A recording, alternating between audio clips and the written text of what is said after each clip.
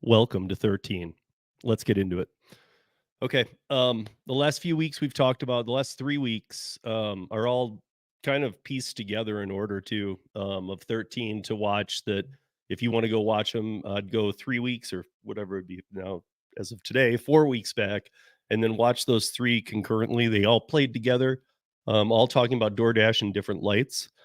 Um, but so we're gonna switch gears here a little bit today because, well, a decision finally came down on the second attempt by Uber Eats, DoorDash, and Grubhub in New York City to block the the the workers earning at least I don't want to say minimum wage or the platform minimums, but to block the workers earning 17.96 an hour. I do want to point something out here. So Uber, DoorDash, Grubhub must pay their food delivery workers at least 17.96 an hour after losing their second attempt to block New York City's minimum wage law targeting the app-based firms. The ruling by a state appeals court Thursday forces the ubiquitous delivery service to either pay couriers the flat hourly rate of 17.96 plus tips or pay per delivery at about 50 cents a minute, meaning if you do the per delivery it would be active time, so anytime you accept one till you drop it off, and then those inner times you're not getting paid anything.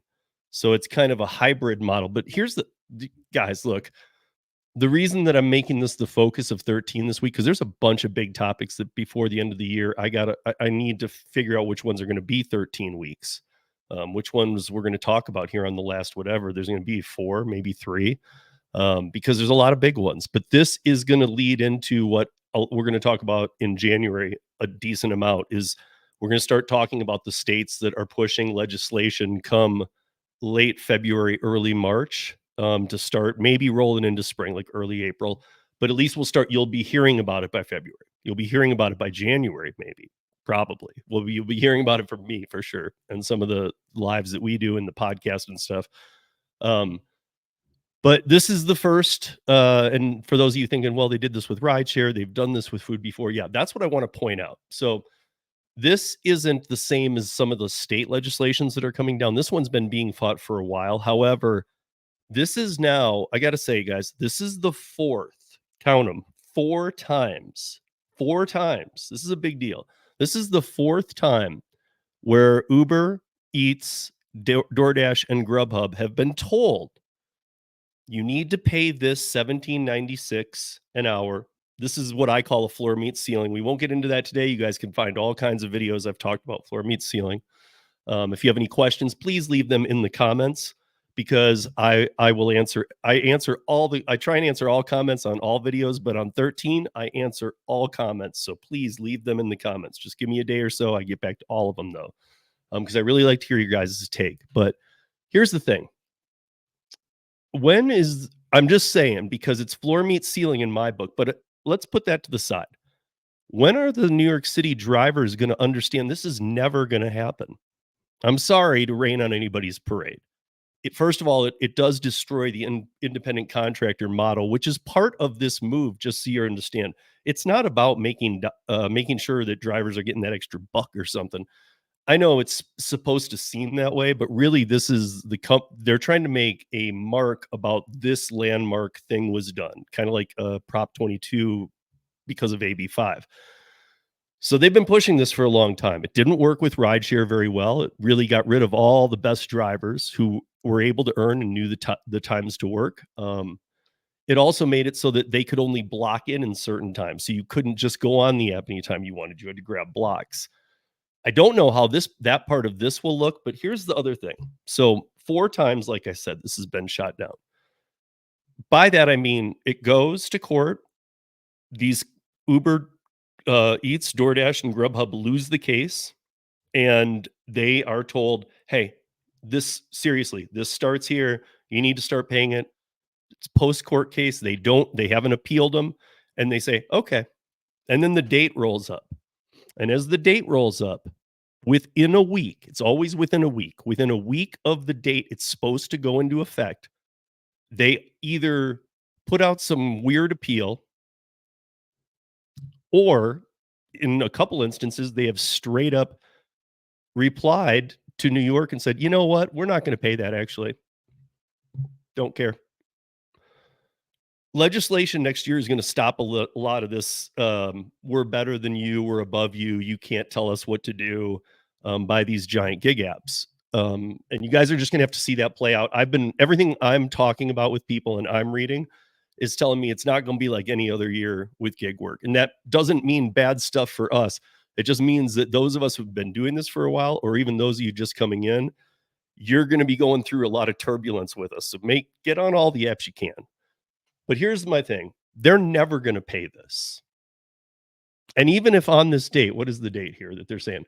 Okay, so they're saying that, this will start in February of next year of 2024, and by April of 2025, it'll be up to $20. Guess what? In the last 3 times that this has been passed in the courts too, same thing, $20 by April 2025. But you're not first of all, that's not a big increase, but second of all, how is that even gonna happen when they've never paid the 1796? I mean, we've been told this so many times. I don't know how many times the New York City drivers are gonna go, "Yes, they're finally gonna do it in February." No, they're not. I mean, expect by the end of January, they're already saying, "We're not gonna pay that, sorry." They're just letting it die down right now. They did their 2 attempts to block it, didn't work, but don't be thrown off by that either. That's happened before too. These companies don't care. They don't care. Look, they're trying to work an angle and so are these cities, and to be honest, I don't think either side, the city legislations, the state legislations, or the gig companies, I don't think any of them, all of these battles aren't about the best interest of drivers and how can we help them. That's not what it is. It's about establishing a precedence that can be used in other states. And it really isn't about the money. You could tell that by the amount they're picking. 1796 in New York City.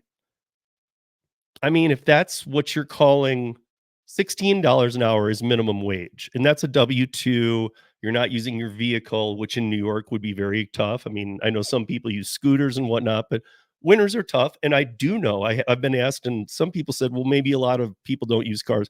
Actually, I've been looking into it. A lot of people do use cars. So, I mean, maybe that just means Manhattan. I know all of New York is crazy, but maybe that just means Manhattan where they're talking about that. But even when it gets really snowy and really crazy there and cold, people can't do the scooter delivery as much. So, I know some people try, but at the same time, that's not going to work. But here's the thing, it's never going to be paid. So now this is just a what, 3-month buffer till February, the date, because on that date, it will look, knock wood, I mean, if that's what you guys want in New York, I wouldn't even want this here because I know that's a floor meets ceiling. So if I can make $30 plus on my gig apps, I'll now be making 1796 to make up for the people who are making 8-9 bucks an hour. And we know those people exist. We know that they cherry pick or whatever they're doing, they're part-time. Maybe they're just sitting at home waiting for just a unicorn type thing and they've got a 1% acceptance rating or whatever. These we can't subsidize those people, those of us who hustle. And I think they need to start with the order volume shrinking, which we always knew it would after the pandemic. But with the order volume shrinking, I think we need to focus on on worker retention, which has never been a strong point of these companies. Look at their deal is, hey, onboard as many people as you can, and every month can we keep 5% of whoever onboarded, and even if they fall off or whatever, they don't do it anymore or whatever, can are we able to hold 5%, because they do lose a certain amount per month too, but they really need to start looking at this and going, wait, should we start kind of trying to, it is a luxury service, should we start trying to be a luxury service? And I'm not, everybody's like, pay the drivers more, do this more. That's clearly where the direction it needs to go. But I think maybe the conversation that needs to be had to actually make that happen is, how low are you going to let these services get before that does matter? We have illegals working the platform, and I'm not talking about 5, 10 of them. Sergio and I discussed this. We're talking about a lot. A lot. One of the most flooded spaces of illegals working in this country is gig work. So we've got triples oversaturation, we've got orders down. We need to start thinning that herd down to, hey, make sure that there's a certain amount of people on the platform who can earn at all times.